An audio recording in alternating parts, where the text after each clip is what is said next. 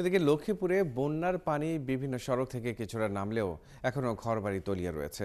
দুর্ভোগ কমেনি মানুষের। জেলায় এখনো পানিবন্দী 10 লাখ মানুষ। বাড়ছে পানিবাহিত নানা রোগ। পর্যাপ্ত চিকিৎসাও পাচ্ছেন না অনেকে। আরো জানাচ্ছেন আতোয়ার রহমান মনির। কয়েকদিনের তুলনায় দেখেছি যে 5 থেকে 6 ইঞ্চি পানি কমছে, যদিও সড়কে পানি কমছে, কিন্তু গ্রামের যে অঞ্চল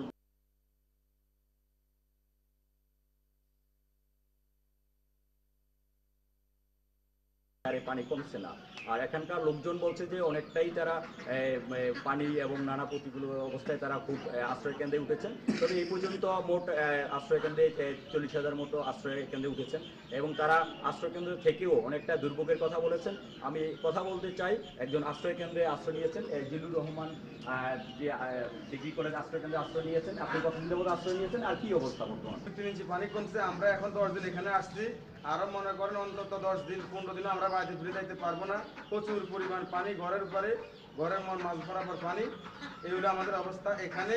মনে করেন একদিন পর পর যদি কেউ আসে আমাদেরকে ত্রাণ দিয়ে যায়। ত্রাণ বলতে এই যে খিচুড়ি দিয়ে যায় দুপুরবেলা, মাঝে মাঝে কেউ রাত্রে দিয়ে যায়। এই আর একদিন পর পর বা দুদিনও কেউ আসে না। চিকিৎসার জন্য কেউ আসে নাই, চিকিৎসা কেউ দেয় না। পোলাপানের জ্বর, কাশ, চুলকানি, মনে করেন বিভিন্ন সমস্যার আমরা ভুগতেছি। বাজারমুখী সবাই মনে করতেছে আমরা সর্বলাইনে, আমরা সবাই আমাদের পাশে আসছে, কিন্তু কেউ আমাদের পাশে আসেনি।